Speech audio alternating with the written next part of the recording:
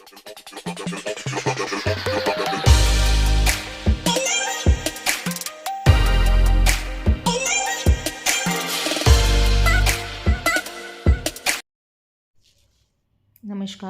आज की वीडियो में आप सबका स्वागत है। आज हम प्रेमचंद की जो कहानी पढ़ेंगे उसका नाम है दो कब्रें। चलिए तो शुरू करते हैं। अब न वह यौवन है, न वह नशा, न वह उन्माद। वह महफिल उठ गई, वह दीपक बुझ गया जिससे महफिल की रौनक थी। वह प्रेम मूर्ति कब्र की गोद में सो रही है। हाँ, उसके प्रेम की छाप अब भी हृदय पर है और उसकी अमर स्मृति आंखों के सामने। वीरांगनाओं में ऐसी वफा, ऐसा प्रेम, ऐसा व्रत दुर्लभ है और रईसों में ऐसा विवाह, ऐसा समर्पण, ऐसी भक्ति और भी दुर्लभ। कुंवर रणवीर सिंह रोज बिला लागा संध्या समय जोहरा की कब्र के दर्शन करने जाते, उसे फूलों से सजाते, आंसुओं से सींचते। 15 साल गुजर गए, एक दिन भी नागा नहीं हुआ।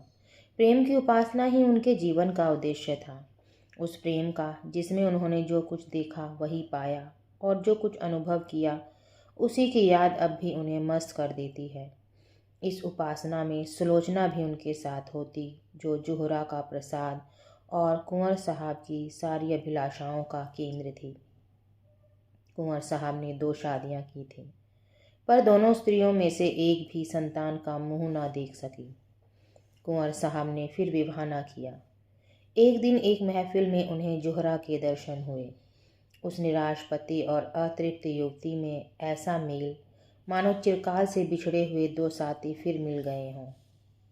जीवन का बसंत, विकास, संगीत और सौरभ से भरा हुआ आया, मगर अफसोस 5 वर्षों के अल्पकाल में उसका भी अंत हो गया। वह मधुर स्वप्न निराशा से भरी हुई जागृति में लीन हो गया और वह सेवा और व्रत की देवी 3 साल की सुलोचना को उनकी गोद में सौंपकर सदा के लिए सिधार गई। कुंवर साहब ने इस प्रेमादेश का इतने अनुराग से पालन किया कि देखने वालों को आश्चर्य होता था। कितने ही तो उन्हें पागल समझते थे। सुलोचना ही की नींद सोते, उसी की नींद जागते, खुद पढ़ाते, उसके साथ सैर करने, इतनी एकाग्रता के साथ जैसे कोई विधवा अपने अनाथ बच्चे को पाले। जब से वह यूनिवर्सिटी में दाखिल हुई, उसे खुद मोटर में पहुंचा आते और शाम को खुद जाकर ले आते। वह उसके माथे पर से वह कलंक धो डालना चाहते थे जो मानो विधाता ने क्रूर हाथों से लगा दिया था। धन तो उसे ना धो सका, शायद विद्या धो डाले। एक दिन शाम को कुंवर साहब जोहरा के मजार को फूलों से सजा रहे थे और सुलोचना कुछ दूर पर खड़ी अपने कुत्ते को गेंद खिला रही थी कि सहसा उसने अपने कॉलेज के प्रोफेसर डॉक्टर रामेंद्र को आते देखा। सकुचाकर मुंह फेर लिया, मानो उन्हें देखा नहीं। शंका हुई कहीं रामेंद्र इस मजार के विषय में कुछ पूछ ना बैठे। यूनिवर्सिटी में दाखिल हुए उसे 1 साल हुआ। इस 1 साल में उसने प्रणय के विविध रूपों को देख लिया था। कहीं क्रीड़ा थी, कहीं विनोद था, कहीं कुत्सा थी, कहीं लालसा थी, कहीं उच्च श्रृंखलता थी, किंतु कहीं वह सहृदयता ना थी जो प्रेम का मूल है।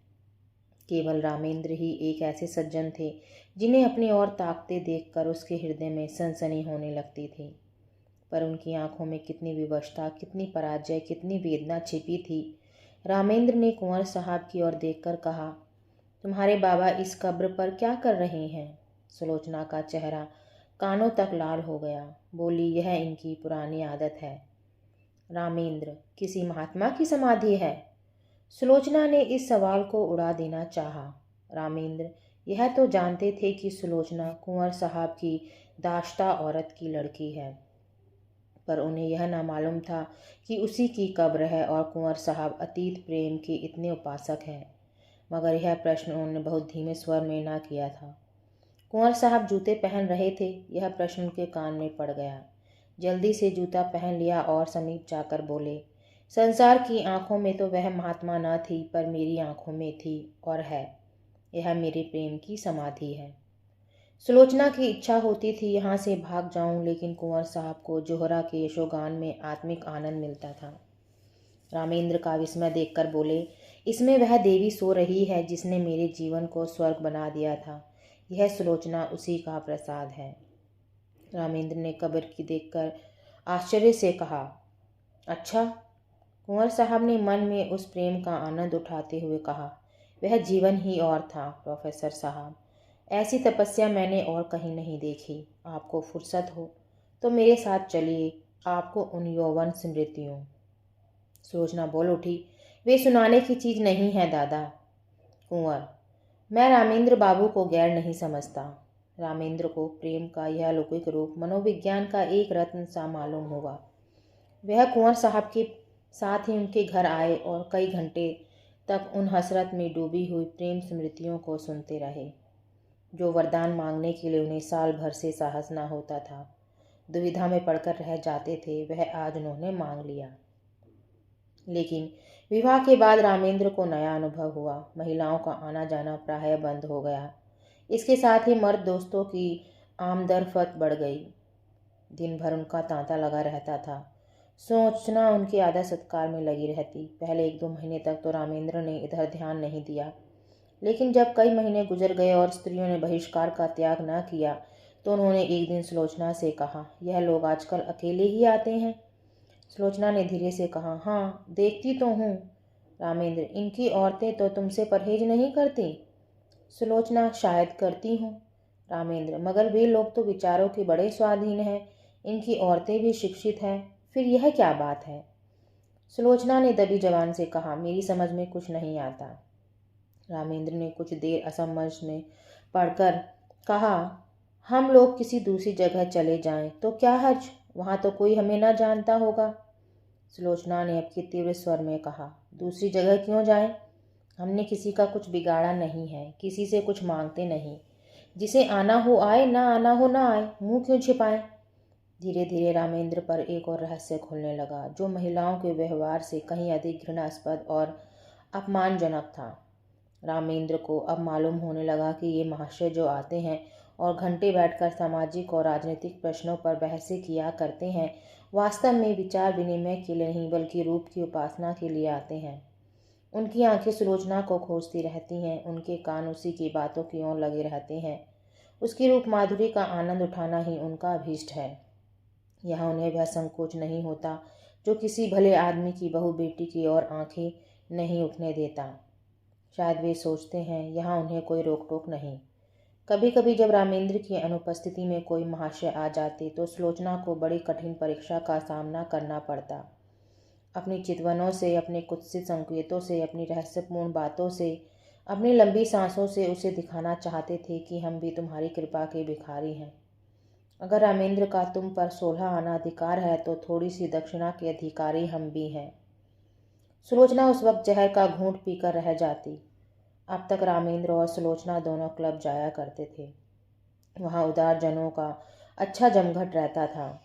जब तक रामेंद्र को किसी की ओर संदेह न था, वह उसे आग्रह करके अपने साथ ले जाते थे।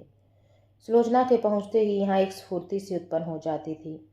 जिस मेज पर सुलोचना बैठती उसे लोग घेर लेते थे। कभी कभी सुलोचना गाती थी, उस वक्त सब के सब उन्मत्त हो जाते।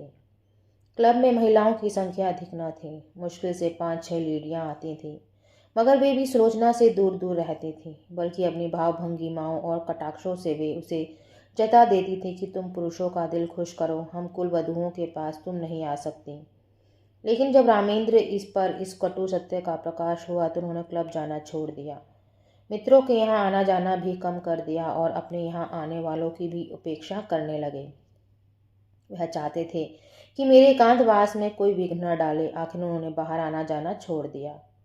अपने चारों ओर छल कपट का जाल सा बिछा हुआ मालूम होता था। किसी पर विश्वास न कर सकते थे, किसी से सद्व्यवहार की आशा नहीं। सोचते ऐसे धूर्त कपटी दोस्तों की आड़ में गला काटने वाले आदमियों से मिले ही क्यों। वे स्वभाव से मिलनसार आदमी थे, पक्के यारबाश। यह एकांतवास जहाँ न कोई सैर थी, न विनोद, न कोई चहल पहल, उनके लिए कठिन कारावास से कम न था। यद्यपि कर्म और वचन से सुलोचना की दिलजोई करते रहते थे, लेकिन सुलोचना की सूक्ष्म और सशंक आंखों से अब यह बात छिपी न थी। यह अवस्था इनके लिए दिल दिन असह्य हो जाती थी। वह दिल में सोचती, इनकी यह दशा मेरे ही कारण तो है। मैं ही तो इनके जीवन का कांटा हो गई। एक दिन उसने रामेंद्र से कहा, आजकल क्लब क्यों नहीं चलते? कई सप्ताह हुए घर से निकलते तक नहीं। रामेंद्र ने बेदिली से कहा, मेरा जी कहीं जाने को नहीं चाहता, अपना घर सबसे अच्छा है। सुलोचना, जी तो उबता ही होगा, मेरे कारण यह तपस्या क्यों करते हो? मैं तो ना जाऊंगी, उन स्त्रियों से मुझे घृणा होती है। उनमें एक भी ऐसी नहीं जिसके दामन पर काले दाग ना हो, लेकिन सब सीता बनी फिरती हैं। मुझे तो उनकी सूरत से चिढ़ हो गई है। मगर तुम क्यों नहीं जाते? कुछ दिल ही बहल जाएगा। रामेंद्र, दिल नहीं पत्थर बहलेगा, जब अंदर आग लगी हुई तो बाहर शांति कहाँ। सुलोचना चौंक पड़ी। आज पहली बार उसने रामेंद्र के मुंह से ऐसी बात सुनी। वह अपने ही को बहिष्कृत समझती थी। अपना अनादर जो कुछ था उसका था। रामेंद्र के लिए तो अब भी सब दरवाजे खुले थे। वह जहाँ चाहे जा सकते हैं, जिनसे चाहे मिल सकते हैं। उनके लिए कौन सी रुकावट है? लेकिन नहीं, अगर उन्होंने किसी कुलीन स्त्री से विवाह किया होता तो उनकी यह दशा क्यों होती? प्रतिष्ठित घरानों की औरतें आती, आपस में मैत्री बढ़ती, जीवन सुख से कटता, रेशम का पैबंद लग जाता। अब तो उसमें टाट का पैबंद लग गया। मैंने आकर सारे तालाब को गंदा कर दिया। उसके मुख पर उदासी छा गई। रामेंद्र को भी तुरंत मालूम हो गया कि उनकी जबान से एक ऐसी बात निकल गई जिसके दो अर्थ हो सकते हैं। उन्होंने फौरन बात बनाई, क्या तुम समझती हो कि हम और तुम अलग अलग हैं? हमारा और तुम्हारा जीवन एक है। जहाँ तुम्हारा आदर नहीं, वहाँ मैं कैसे जा सकता हूँ? फिर मुझे भी समाज के इन रंगे सियारों से घृणा हो रही है। मैं इन सबों के कच्चे चिट्ठे जानता हूँ। पद या उपाधि या धन से किसी की आत्मा शुद्ध नहीं हो जाती। जो ये लोग करते हैं, वह अगर कोई नीचे दर्जे का आदमी करता, उसे कहीं मुंह दिखाने की हिम्मत न होती। मगर यह लोग अपनी सारी बुराइयां उदारतावाद के पर्दे में छिपाते हैं। इन लोगों से दूर रहना ही अच्छा। सुलोचना का चित्त शांत हो गया। दूसरे साल सुलोचना की गोद में एक चांद सी बालिका का उदय हुआ। उसका नाम रखा गया शोभा। कुंवर साहब का स्वास्थ्य इन दिनों कुछ अच्छा न था। मसूरी गए थे। यह खबर पाते ही रामेंद्र को तार दिया कि जच्चा और बच्चा को लेकर यहाँ आ जाओ। लेकिन रामेंद्र इस अवसर पर ना जाना चाहते थे। अपने मित्रों की सज्जनता और उदारता की अंतिम परीक्षा लेने का इससे अच्छा और कौन सा अवसर हो सकता था। सलाह हुई, एक शानदार दावत दी जाए। प्रोग्राम में संगीत भी शामिल था। कई अच्छे अच्छे गवैये बुलाए गए। अंग्रेजी, हिंदुस्तानी, मुसलमानी सभी प्रकार के भोजनों का प्रबंध किया गया। कुंवर साहब गिरते पड़ते मंसूरी से आए। उसी दिन दावत थी। नियत समय पर निमंत्रित लोग एक एक करके आने लगे। कुंवर साहब स्वयं उनका स्वागत कर रहे थे। खां साहब आए, मिर्जा साहब आए, मीर साहब आए, मगर पंडित जी और बाबूजी और लाला साहब और चौधरी साहब और कक्कड़, मेहरा और चोपड़ा, कौल और हुक्को, श्रीवास्तव और खरे, किसी का पता ना था। यह सभी लोग होटलों में सब कुछ खाते थे, अंडे और शराब उड़ाते थे। इस विषय में किसी तरह का विवेक या विचार ना करते थे। फिर आज क्यों तशरीफ नहीं लाए? इसलिए नहीं कि छूतछात का विचार था, बल्कि इसलिए कि वह अपनी उपस्थिति को इस विवाह के समर्थन की सनद समझते थे और वह सनद देने की उनकी इच्छा न थी। 10 बजे रात तक कुंवर साहब फाटक पर खड़े रहे। जब उस वक्त तक कोई न आया तो कुंवर साहब ने आकर रामेंद्र से कहा, अब लोगों का इंतज़ार फजूल है, मुसलमानों को खिला दो और बाकी सामान गरीबों को दिला दो। रामेंद्र एक कुर्सी पर हतबुद्धि से बैठे हुए थे। कुंठित स्वर में बोले, जी हाँ, यही तो मैं सोच रहा हूँ। कुंवर, मैंने तो पहले ही समझ लिया था, हमारी तौहीन नहीं हुई, खुद उन लोगों की कलई खुल गई। रामेंद्र, खैर परीक्षा तो हो गई, कहिए तो अभी जाकर एक एक की खबर लूँ? कुंवर साहब ने विस्मित होकर कहा, क्या उनके घर जाकर? रामेंद्र, जी हाँ। पूछूं कि आप लोग समाज सुधार का राग अलापते फिरते हैं, वह किस बल पर? कुंवर, व्यर्थ है, जाकर आराम से लेटो। नेक और बद की सबसे बड़ी पहचान अपना दिल है। अगर हमारा दिल गवाही दे कि यह काम बुरा नहीं, तो फिर सारी दुनिया मुंह फेर ले, हमें किसी की परवाह ना करनी चाहिए। रामेंद्र, लेकिन मैं उन लोगों को यूं ना छोड़ूंगा, एक एक की बखिया उधोड़ कर ना रख दूं तो नाम नहीं। यह कहकर उन्होंने पत्तल और सकोरे उठवाकर कंगालों को देना शुरू किया। रामेंद्र सैर करके लौटे ही थे कि वैश्याओं का एक दल सुलोचना को बधाई देने के लिए आ पहुंचा। जोहरा की एक सगी भतीजी थी गुलनार, सुलोचना के यहाँ पहले बराबर आती जाती थी। इधर 2 साल से ना आए थे। यह उसी का बधावा था। दरवाजे पर अच्छी खासी भीड़ हो गई थी। रामेंद्र ने यह शोरगुल सुना। गुल्लार ने आगे बढ़कर उन्हें सलाम किया और बोली, बाबूजी, बेटी मुबारक, बधावा आई हूँ। रामेंद्र पर मानो लकवा सा गिर गया। सिर झुक गया और चेहरे पर कालीमा सी पुत गई। ना मुंह से बोले, ना किसी को बैठने का इशारा किया, ना वहां से हिले। बस मूर्तिवत खड़े रहे। एक बाजारी औरत से नाता पैदा करने का ख्याल इतना लज्जास्पद था, इतना जघन्य कि उसके सामने सज्जनता भी मौन रह गई। इतना शिष्टाचार भी न कर सके कि सबों को कमरे में ले जाकर बिठा तो देते। आज पहली ही बार उन्हें अपने अधःपतन का अनुभव हुआ। मित्रों की कुटिलता और महिलाओं की उपेक्षा को वह उनका अन्याय समझते थे, अपना अपमान नहीं। लेकिन यह बधावा उनकी अबाध उदारता के लिए और भी भारी था। सुलोचना का जिस वातावरण में पालन पोषण हुआ था, वह एक प्रतिष्ठित हिंदू कुल का वातावरण था।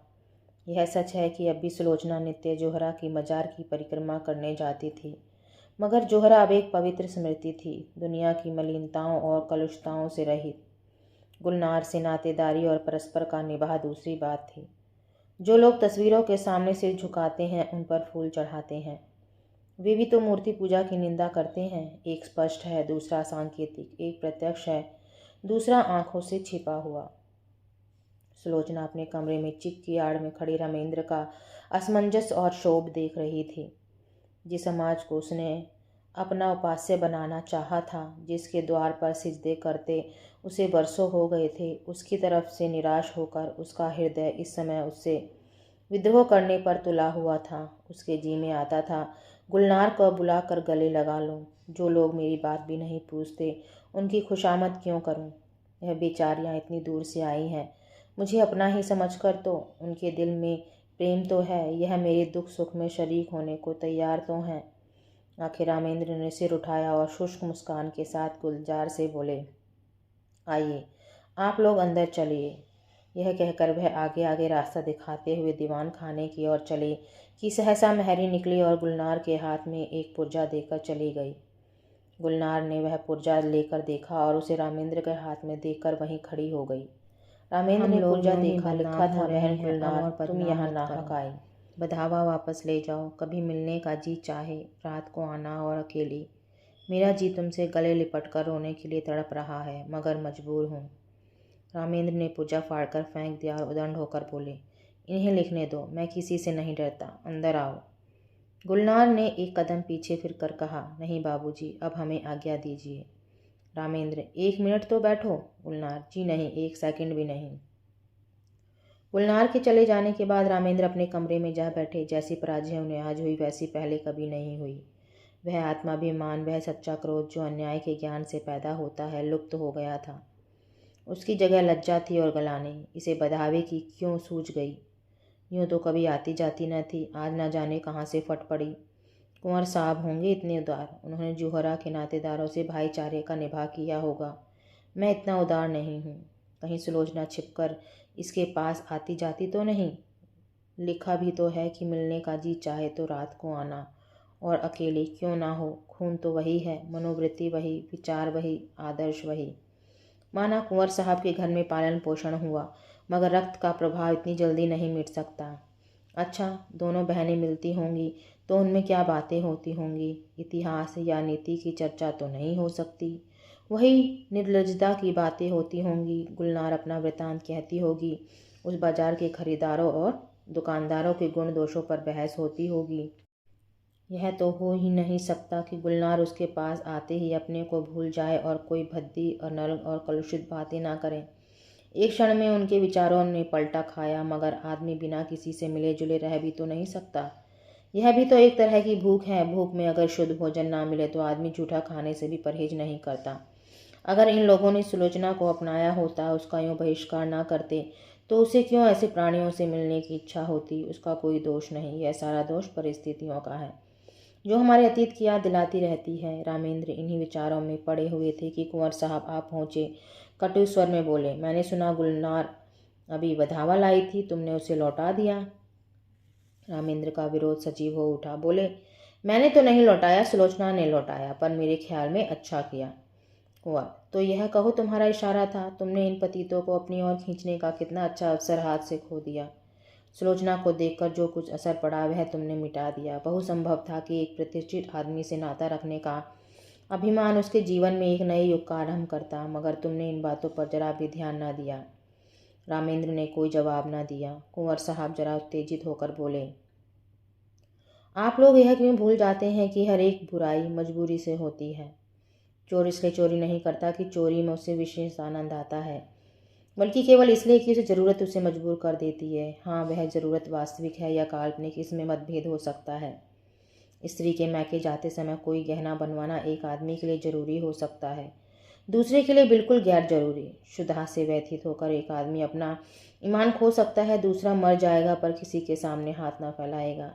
पर प्रकृति का यह नियम आप जैसे विद्वानों को ना भूलना चाहिए कि जीवन लालसा प्राणी मात्र में व्यापक है। जिंदा रहने के लिए आदमी सब कुछ कर सकता है। जिंदा रहना जितना ही कठिन होगा, बुराइयां भी उसी मात्रा में बढ़ेंगी। जितना ही आसान होगा, उतनी ही बुराइयां कम होंगी। हमारा यह पहला सिद्धांत होना चाहिए कि जिंदा रहना हर एक के लिए सुलभ हो। रामेंद्र बाबू, आपने इस वक्त इन लोगों के साथ वही व्यवहार किया जो दूसरे आपके साथ कर रहे हैं और जिससे आप बहुत दुखी हैं। रामेंद्र ने इस लंबे व्याख्यान को इस तरह सुना जैसे कोई पागल बक रहा हो। इस तरह की दलीलों का वह खुद कितनी ही बार समर्थन कर चुके थे, पर दलीलों से व्यथित अंग की पीड़ा नहीं शांत होती। पतित स्त्रियों का नातेदार की हैसियत से द्वार पर आना इतना अपमानजनक था कि रामेंद्र किसी दलील से पराभूत होकर उसे भूल ना सकते थे। बोले, मैं ऐसे प्राणियों से कोई संबंध नहीं रखता, यह विष अपने घर में नहीं फैलाना चाहता। सहसा सुलोचना भी कमरे में आ गई। प्रसव काल का असर अभी बाकी था, पर उत्तेजना ने चेहरे को आरक्त कर रखा था। रामेंद्र सुलोचना को देखकर तेज हो गए। वह उसे जता देना चाहते थे कि इस विषय में मैं एक रेखा तक जा सकता हूँ, उसके आगे किसी तरह नहीं जा सकता। बोले, मैं यह कभी पसंद न करूँगा कि कोई बाजारी औरत किसी वेश में मेरे घर आए। रात को अकेले या सूरत बदल कर आने से इस बुराई का असर नहीं मिट सकता। मैं समाज के दंड से नहीं डरता, इस नैतिक विष से डरता हूँ। सुलोचना अपने विचार में मर्यादा रक्षा के लिए काफ़ी आत्मसमर्पण कर चुकी थी। उसकी आत्मा ने अभी तक उसे क्षमा न किया था। तीव्र स्वर में बोली, क्या तुम चाहते हो कि मैं इस कैद में अकेले जान दे दूं? कोई तो हो जिससे आदमी हंसे। बोले, रामेंद्र ने गर्म होकर कहा, हंसने बोलने का इतना शौक था तो मेरे साथ विवाह ना करना चाहिए था। विवाह का बंधन बड़ी हद तक त्याग का बंधन है। जब तक संसार में इस विधान का राज्य है और स्त्री कुल मर्यादा की रक्षक समझी जाती है, उस वक्त तक कोई मर्द यह स्वीकार न करेगा कि उसकी पत्नी बुरे आचरण के प्राणियों से किसी प्रकार का संसर्ग रखे। कुंवर साहब समझ गए कि इस वाद विवाद से रामेंद्र और भी जिद पकड़ लेंगे और मुख्य विषय लुप्त हो जाएगा। इसलिए नम्र स्वर में बोले, लेकिन बेटा, यह क्यों ख्याल करते हो कि ऊंचे दर्जे की पढ़ी लिखी स्त्री दूसरों के प्रभाव में आ जाएगी, अपना प्रभाव न डालेगी? रामेंद्र, इस विषय में शिक्षा पर मेरा विश्वास नहीं। शिक्षा ऐसी कितनी बातों को मानती है जो रीति नीति और परंपरा की दृष्टि से त्याज्य है। अगर पांव फिसल जाए तो हम उसे काट कर फेंक नहीं देते। पर मैं इसके सामने सिर झुकाने को तैयार नहीं हूँ। मैं स्पष्ट कह देना चाहता हूँ, मेरे साथ रहकर पुराने संबंधों का त्याग करना पड़ेगा। इतना ही नहीं, मन को ऐसा बना लेगा कि ऐसे लोगों से खुद घृणा हो। हमें इस तरह अपना संस्कार करना पड़ेगा कि समाज अपने अन्याय पर लज्जित हो, न कि हमारे आचरण ऐसे भ्रष्ट हो जाए कि दूसरों की निगाहों में तिरस्कार औचित्य का स्थान पा जाए। सुलोचना ने उद्धत होकर कहा, स्त्री इसके लिए मजबूर नहीं कि वह आपकी आंखों से देखे, आपके कानों से सुने। उसे यह निश्चय करने का अधिकार है कि कौन सी चीज़ उसके हित की है, कौन सी नहीं। कुंवर साहब भयभीत होकर बोले, सिल्लो, तुम भूल जाती हो कि बातचीत में हमेशा मुलायम शब्दों का व्यवहार करना चाहिए। हम झगड़ा नहीं कर रहे हैं, केवल एक प्रश्न पर अपने अपने विचार प्रकट कर रहे हैं। सुलोचना ने निर्भीकता से कहा, जी नहीं, मेरे लिए बेड़ियां तैयार की जा रही हैं। मैं इन बेड़ियों को नहीं पहन सकती। मैं अपनी आत्मा को उतना ही स्वाधीन समझती हूँ जितना कोई मर्द समझता है। रामेंद्र ने अपनी कठोरता पर कुछ लज्जित होकर कहा, मैंने तुम्हारी आत्मा की स्वाधीनता को छीनने की कभी इच्छा नहीं की, और ना मैं इतना विचारहीन हूँ। शायद तुम भी इसका समर्थन करोगी, लेकिन क्या तुम्हें विपरीत मार्ग पर चलते देखूं तो मैं तुम्हें समझा भी नहीं सकता। सुलोचना, उसी तरह जैसे मैं तुम्हें समझा सकती हूँ, तुम मुझे मजबूर नहीं कर सकते। रामेंद्र, मैं इसे नहीं मान सकता। सुलोचना, अगर मैं अपने किसी नातेदार से मिलने जाऊं तो आपकी इज्जत में बट्टा लगता है। क्या इसी तरह आप यह स्वीकार करेंगे कि आपका व्यभिचारियों से मिलना जुलना मेरी इज्जत में दाग लगाता है? रामेंद्र, हाँ, मैं मानता हूँ। सुलोचना, आपका कोई व्यभिचारी भाई आ जाए तो आप उसे दरवाजे से भगा देंगे? रामेंद्र, तुम मुझे इसके लिए मजबूर नहीं कर सकती। सुलोचना, और आप मुझे मजबूर कर सकते हैं? बेशक। क्यों? इसलिए कि मैं पुरुष हूँ, इस छोटे से परिवार का मुख्य अंग हूँ। इसलिए कि तुम्हारे ही कारण मुझे। रामेंद्र कहते कहते रुक गए, पर सुलोचना उनके मुंह से निकलने वाले शब्द को ताड़ गई। उसका चेहरा तमतमा उठा, मानो छाती में बर्छी सी लग गई। मन में ऐसा उद्वेग उठा कि इसी क्षण घर छोड़कर सारी दुनिया से नाता तोड़कर चली जाऊं और फिर इन्हें कभी मुंह न दिखाऊं। अगर इसी का नाम विवाह है कि किसी की मर्जी की गुलाम होकर रहूं, अपमान सहन करूं, तो ऐसे विवाह को दूर ही से सलाम। वह तैश में आकर कमरे से निकलना चाहती थी कि कुंवर साहब ने लपक कर उसे पकड़ लिया और बोले, क्या करती हो बेटी, घर में जाओ, क्यों रोती हो? अभी तो मैं जीता हूँ, तुम्हें क्या गम है? रामेंद्र बाबू ने कोई ऐसी बात नहीं कही और ना कहना चाहते थे। फिर आपस की बातों का क्या बुरा मानना? किसी अवसर पर तुम भी जो जी में आए कह लेना। यूँ समझाते हुए कुंवर साहब उसे अंदर ले गए। वास्तव में सुलोचना कभी गुलनार से मिलने की इच्छुक न थी, वह उससे स्वयं भागती थी। एक क्षणिक आवेश में उसने गुलनार को वह पुर्जा लिख दिया था। मन में स्वयं समझती थी इन लोगों से मिलजुल रखना मुनासिब नहीं, लेकिन रामेंद्र ने यह विरोध किया। यह उसके लिए असह्य था। यह मुझे मना क्यों करें? क्या मैं इतना भी नहीं समझती? क्या इन्हें मेरी ओर से इतनी शंका है? इसलिए तो कि मैं कुलीन नहीं हूँ। मैं अभी अभी गुलनार से मिलने जाऊंगी, जिद्दन जाऊंगी, देखूं मेरा क्या करते हैं। लाड़ प्यार में पली सुलोचना को कभी किसी ने तीखी आंखों से न देखा था। कुंवर साहब उसकी मर्जी के गुलाम थे। रामेंद्र भी इतने दिनों उसका मुंह जोहते रहे। आज अकस्मात यह तिरस्कार और फटकार पाकर उसकी स्वेच्छा, प्रेम और आत्मीयता के सारे नातों को पैरों से कुचल डालने के लिए विकल हो उठे। वह सब कुछ सह लेगी, पर यह धौंस, यह अन्याय, यह अपमान उससे न सहा जाएगा। उसने खिड़की से सिर निकालकर कोचवान को पुकारा और बोली, गाड़ी लाओ, मुझे चौक जाना है, अभी लाओ। कुंवर साहब ने चुमकार कर कहा, बेटी सिल्लू, क्या कर रही हो? मेरे ऊपर दया करो। इस वक्त कहीं मत जाओ, नहीं हमेशा के लिए पछताना पड़ेगा। रामेंद्र बाबू भी बड़े गुस्सेवर आदमी हैं। वे तुमसे बड़े हैं और ज़्यादा विचारवान हैं। उन्हीं का कहना मान जाओ। मैं तुमसे सच कहता हूँ, तुम्हारी माँ जब थी तो कई बार ऐसी नौबत आई कि मैंने उनसे कहा घर से निकल जाओ, पर उस प्रेम की देवी ने कभी ड्योढ़ी के बाहर पाँव नहीं निकाला। इस वक्त धैर्य से काम लो, मुझे विश्वास है जरा देर में रामेंद्र बाबू खुद लज्जित होकर तुम्हारे पास अपराध क्षमा करने आएंगे। सहसा रामेंद्र ने आकर पूछा, गाड़ी क्यों मंगवाई, कहाँ जा रही हो? रामेंद्र का चेहरा इतना क्रोधोन्मत्त हो रहा था कि सुलोचना सहम उठी। दोनों आंखों से ज्वाला सी निकल रही थी, नथने फड़क रहे थे, पिंडलियां कांप रही थीं। यह कहने की हिम्मत ना पड़ी कि गुलनार के घर जाती हूँ। गुलनार का नाम सुनते ही शायद मेरी गर्दन पर सवार हो जाएंगे। इस भय से वह कांप उठे। आत्मरक्षा का भाव प्रबल हो गया। बोली, जरा अम्मा के मज़ार तक जाऊंगी। रामेंद्र डटकर कहा, कोई ज़रूरत नहीं वहाँ जाने की। सुलोचना ने कातर स्वर में कहा, क्यों, अम्मा के मज़ार तक जाने की भी रोक है? रामेंद्र ने उसी ध्वनि में कहा, हाँ। सुलोचना, तो फिर अपना घर संभालो, मैं जाती हूँ। रामेंद्र, जाओ, तुम्हारे लिए क्या, यह ना सही दूसरा घर सही। अभी तक तस्मा बाकी था, वह कट गया। यूं शायद सुलोचना वहाँ से कुंवर साहब के बंगले पर जाती, 2-4 दिन रूठी रहती, फिर रामेंद्र उसे मना लाते और मामला तय हो जाता। लेकिन इस चोट ने समझौते और संधि की जड़ काट दी। सुलोचना दरवाजे तक पहुंची थी, वहीं चित्रलिखित सी खड़ी रह गई, मानो किसी ऋषि के शाप ने उसके प्राण खींच लिए हों। वहीं बैठ गई, ना कुछ बोल सकी, ना कुछ सोच सकी। जिसके सिर पर बिजली गिर पड़ी हो, वह क्या सोचे, क्या रोए, क्या बोले? रामेंद्र के वे शब्द बिजली से कहीं अधिक घातक थे। सुलोचना कब तक वहां बैठी रही, उसे कुछ खबर न थी। जब उसे कुछ होश आया तो घर में सन्नाटा छाया हुआ था। घड़ी की तरफ आंख उठी, 1 बज रहा था। सामने आराम कुर्सी पर कुंवर साहब नवजात शिशु को गोद में लिए सो गए थे। सुलोचना ने उठकर बरामदे में झांका। रामेंद्र अपने पलंग पर लेटे हुए थे। उसके जी में आया इसी वक्त इन्हीं के सामने जाकर कलेजे में छुरी मार लूं और इन्हीं के सामने तड़प तड़प कर मर जाऊं। वह घातक शब्द याद आए। इनके मुंह से ऐसे शब्द निकले क्यों कर? इतनी चतुर, इतने उदार और इतने विचारशील होकर भी है जुबान पर ऐसे शब्द क्यों कर ला सके? उसका सारा सतीत्व भारतीय आदर्शों की गोद में पली हुई भूमि पर आसक्त पड़ी हुई अपनी दीनता पर रो रहा था। वह सोच रही थी, अगर मेरे नाम पर यह दाग ना होता, मैं भी कुलीन होती, तो क्या यह शब्द इनके मुंह से निकल सकते थे? लेकिन मैं बदनाम हूँ, दलित हूँ, त्याज्य हूँ। मुझे सब कुछ कहा जा सकता है। उफ, इतना कठोर हृदय! क्या वह किसी की दशा में भी रामेंद्र पर इतना कठोर प्रहार कर सकती थी?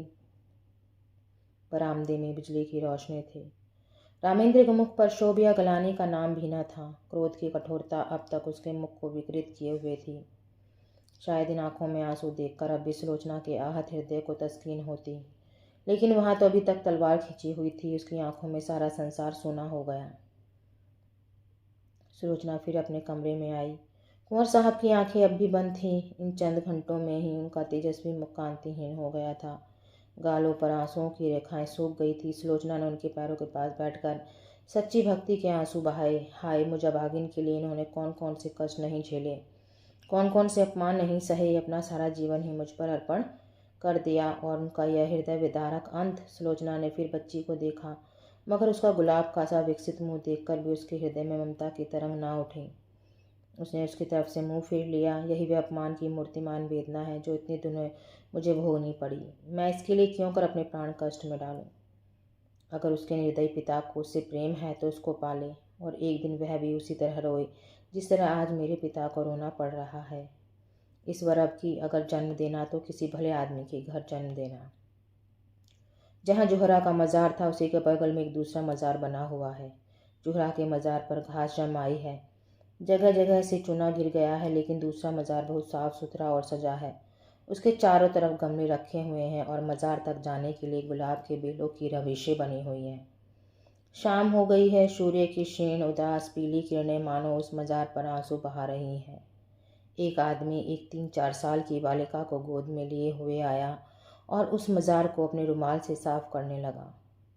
रविशों में जो पत्तियां पड़ी थीं उन्हें चुनकर साफ किया और मज़ार पर सुगंध छिड़कने लगा। बालिका दौड़ दौड़ कर तितलियों को पकड़ने लगी। यह सुलोचना का मज़ार है। उसकी आखिरी नसीहत थी कि मेरी लाश जलाई न जाए, मेरी माँ के बगल में मुझे सुला दिया जाए। कुंवर साहब तो सुलोचना के बाद 6 महीने से ज़्यादा न चल सके। हाँ, रामेंद्र अपने अन्याय का पश्चाताप कर रहे हैं। शोभा अब 3 साल की हो गई है और उसे विश्वास है कि एक दिन उसकी माँ इसी मज़ार से निकलेगी। तो दोस्तों, आप सबको ये कहानी कैसी लगी कमेंट बॉक्स में ज़रूर लिखना। धन्यवाद।